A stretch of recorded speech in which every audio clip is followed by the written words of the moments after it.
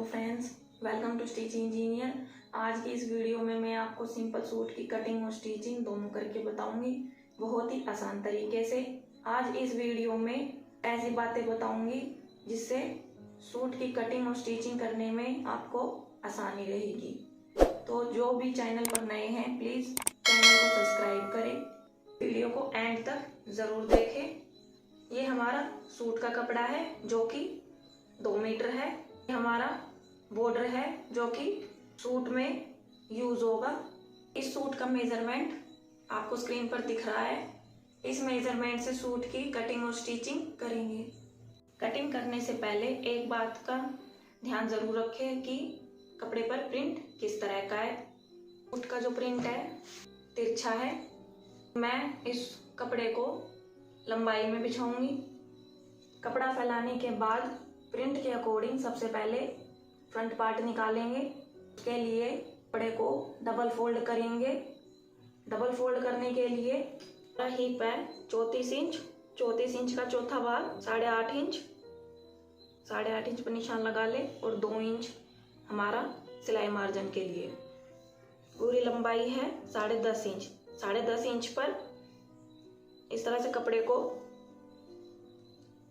On fold पर रख ले। अब भी अपने हिप के अकॉर्डिंग कपड़े को इस तरह से डबल फोल्ड कर ले। कपड़े को डबल फोल्ड करने के बाद अब हम अपने सूट की लंबाई का निशान लगाएंगे। सबसे पहले 1/2 इंच हमारे यहाँ पे सिलाई मार्जिन का निशान लगाएंगे। उसके बाद सिलाई मार्जिन के निशान पर इस टेप को इस तरह से रखते हुए तैयार सूट की लंबाई का निशान लगाएंगे। तैयार लंबाई है 38 इंच। 38 इंच पर निशान लगाएंगे।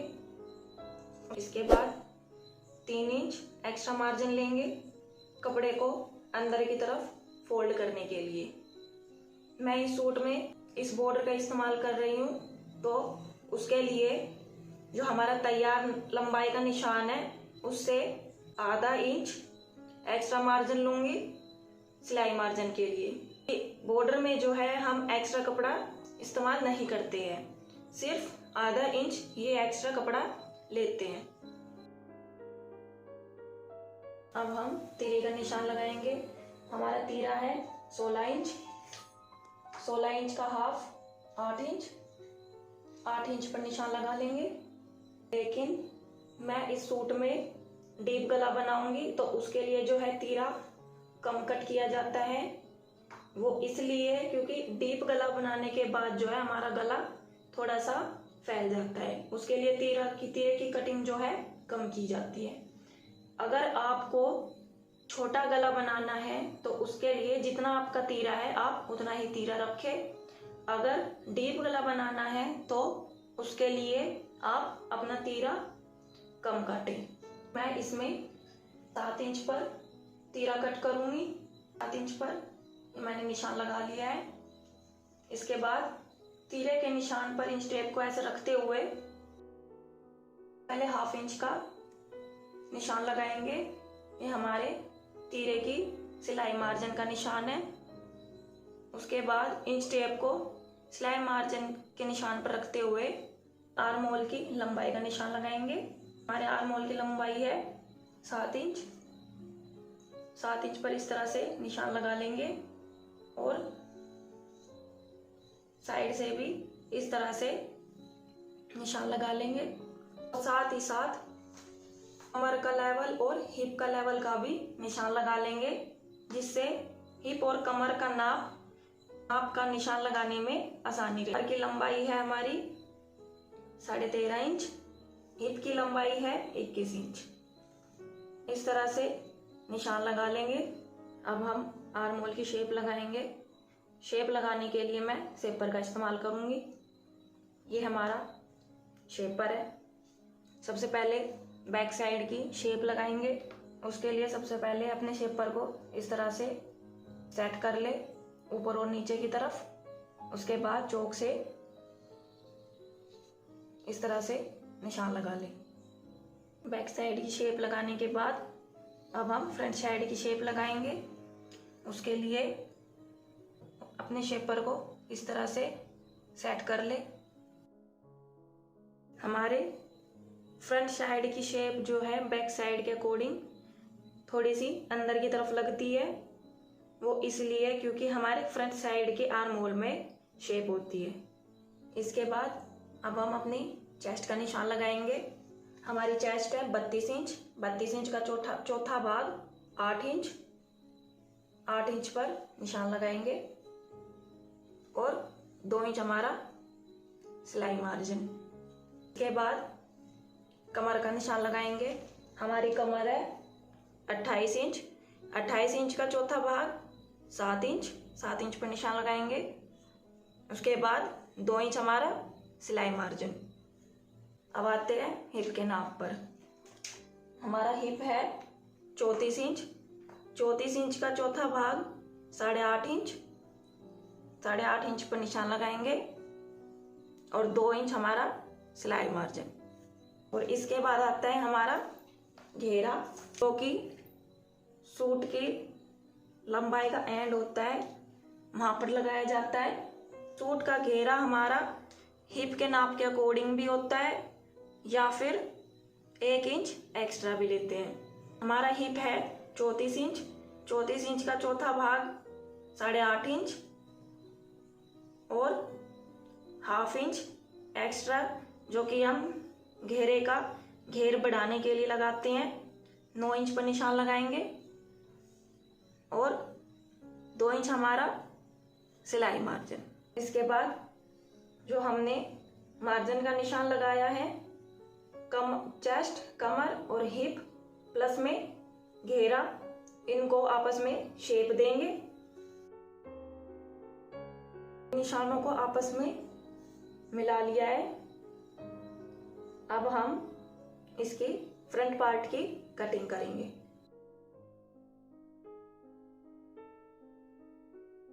हमारे फ्रंट पार्ट की कटिंग हो गई है। अब इसके बाद अपने बैक पार्ट का निशान लगाएंगे और फिर उसकी कटिंग करेंगे। अब हम बचे हुए कपड़े में से बैक पार्ट निकालेंगे। उसके लिए जिस तरह से हमने फ्रंट पार्ट निकालने के लिए कपड़े को हिप का चौथा भाग प्लस में 2 इंच मार्जिन ऐड करते हुए कपड़े को डबल फोल्ड किया था, उसी तरह से ही इस तरह से डबल फोल्ड करके सेट कर ले। जिस तरह से फ्रंट पार्ट पर मेजरमेंट का निशान लगाया था, उसी तरह से बैक पार्ट पर निशान लगा ले, या फिर अपने फ्रंट पार्ट को ही बैक पार्ट पर सेट करके डायरेक्ट बैक पार्ट की भी कटिंग कर सकते हैं। मैं इसमें अपने फ्रंट पार्ट को बैक पार्ट पर रखकर बैक पार्ट की कटिंग करूंगी। अपने फ्रंट पार्ट को बैक पार्ट पर अच्छे से सेट कर ले। उसके बाद या तो आप अपनी शेप पर चौक से निशान लगा ले या फिर साथ ही साथ कटिंग कर ले। मुझे कटिंग करते समय एक बात का ध्यान जरूर रखें, अगर सूट में फ्रंट पार्ट में बॉर्डर का इस्तेमाल हो रहा है तो बैक पार्ट में 3 इंच एक्स्ट्रा लेंगे, क्योंकि अंदर की तरफ फोल्ड करने के लिए। वो इसलिए क्योंकि बैक पार्ट पे लेस वगैरह का कोई इस्तेमाल नहीं है। मार्जिन लेने के लिए जो हमारी तैयार लंबाई का निशान है, वहां पर इस टेप को रखते हुए बैक पार्ट पर 3 इंच का इस तरह से निशान लगा लेंगे। इसके बाद अब हम अपने बैक पार्ट की कटिंग करेंगे। कटिंग करते समय ध्यान रखें, अगर आपको बैक पार्ट की कटिंग इस तरह से करनी है तो फ्रंट पार्ट में सबसे पहले बैक पार्ट की कटिंग करें शेप की, जिससे बैक पार्ट में बाद में कटिंग करने में आसानी रहे। उसके बाद कटिंग होने के बाद अपने फ्रंट पार्ट में फ्रंट शेप की कटिंग करें। कटिंग करने के बाद 2 जगह पर छोटे छोटे कट लगा ले, कमर और हिप के लेवल पर, जिस फिटिंग करने में बाद में आसानी रहे। नोच लगाने के बाद अब हम अपने फ्रंट पार्ट के आर्म होल की शेप लगाएंगे। ये हमारे फ्रंट पार्ट और बैक पार्ट की कटिंग हो गई है। ये हमारा फ्रंट पार्ट है और ये हमारा बैक पार्ट है। चौक से साथ साथ लिख ले जिससे बाद में कंफ्यूजन ना हो। इसके बाद अब हम अपनी स्लीव की कटिंग करेंगे। अब हम अपने बचे हुए कपड़े में से बाजू निकालेंगे। ये हमारा बाजू के लिए कपड़ा है। तो पहले अपने कपड़े को इस तरह से डबल फोल्ड कर ले। डबल फोल्ड करने के लिए जितनी हमारी तैयार आर्म होल है उसमें 1/2 इंच ऐड करते हुए और साथ में मार्जिन ऐड करते हुए बाजू की चौड़ाई का निशान लगा ले।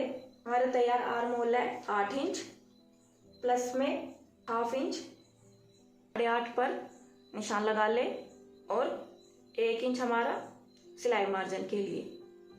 पूरी चौड़ाई है हमारी 9.5 इंच। 9.5 इंच पर कपड़े को इस तरह से डबल फोल्ड कर ले। उसके बाद बाजू की लंबाई का निशान लगा ले। उसके लिए सबसे पहले 1/2 इंच हमारा सिलाई मार्जिन के निशान पर इंच टेप को रखते हुए तैयार लंबाई का निशान लगाएंगे। हमारी तैयार लंबाई है बाजू की 11 इंच, प्लस में 1.5 या फिर 2 इंच हमारा एक्स्ट्रा मार्जिन कपड़े को अंदर फोल्ड करने के लिए। इसके बाद अब हम अपने आर्म होल की शेप लगाएंगे। उसके लिए जहाँ पर ओपन साइड है वहाँ पर 2 इंच का निशान लगाएंगे नीचे की तरफ। इसके बाद जो हमारा 1 इंच सिलाई मार्जिन है वहाँ तक ऐसे सीधा निशान लगाएंगे। उसके बाद आर्म होल की शेप लगाएंगे। सबसे पहले बैक साइड की शेप लगाएंगे। बैक आर्म होल की शेप लगाने के बाद इसके बाद साथ ही साथ फ्रंट की भी शेप लगा लेंगे। फ्रंट की शेप लगाने के लिए इस तरह से अंदर की तरफ गोलाई देते हुए निशान लगा लें। ये हमारी बैक आर्म होल की शेप है और ये हमारी फ्रंट आर्म होल की शेप है। शेप लगाने के बाद अब हम अपने बॉटम का निशान लगाएंगे। हमारी तैयार बॉटम है 9.5 इंच। 9.5 इंच का हाफ 4.25 इंच, 4.25 इंच पर निशान लगा लेंगे और 1 इंच हमारा सिलाई मार्जिन। उसके बाद इस पॉइंट को और हमारी शेप वाले पॉइंट को आपस में मिला लेंगे। बाजू का निशान लग गया है। अब हम इसकी कटिंग करेंगे।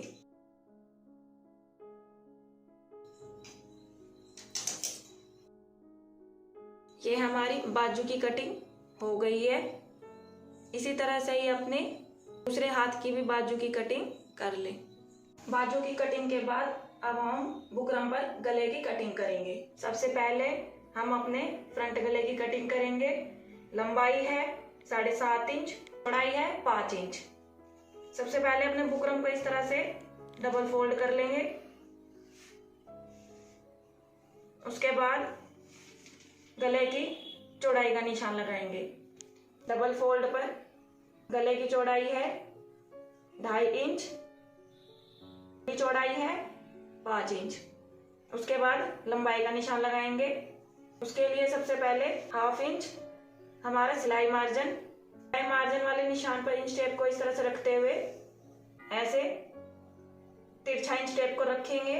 जहां तक हमारी लंबाई है गले की वहां पर निशान लगा लेंगे। तैयार लंबाई है 7.5 इंच। इस तरह से निशान लगा लेंगे। उसके बाद एक बॉक्स बना लेंगे। ये हमारा बॉक्स बन गया है। इसके बाद हम गले की शेप डालेंगे। आप चाहे तो अपनी पसंद के अनुसार गले की शेप डाल सकते हैं। मैं इसमें चौकोर शेप डालूंगी। जिस तरह से ये बॉक्स बना हुआ है इसी तरह की बुकरम पर शेप काटूंगी फ्रंट गले की। और साथ ही साथ 1-1 इंच का इस तरह से निशान लगा ले बाहर की तरफ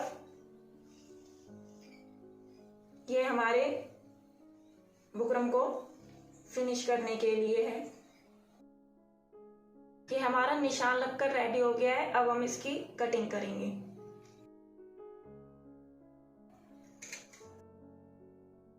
फ्रंट गले की कटिंग हो गई है। इसके बाद बैक साइड के गले की कटिंग करेंगे। जिस तरह से फ्रंट गले का निशान और कटिंग किया था उसी तरह से ही बैक पर भी बुकरम पर इसी तरह से निशान लगा के कटिंग कर लें। दोनों गले की कटिंग हो गई है। हमारा बैक साइड का गला जो है फ्रंट साइड से आधा इंच छोटा है। आप चाहे तो फ्रंट और बैक दोनों की लंबाई सेम रख सकते हैं अपनी पसंद के अनुसार।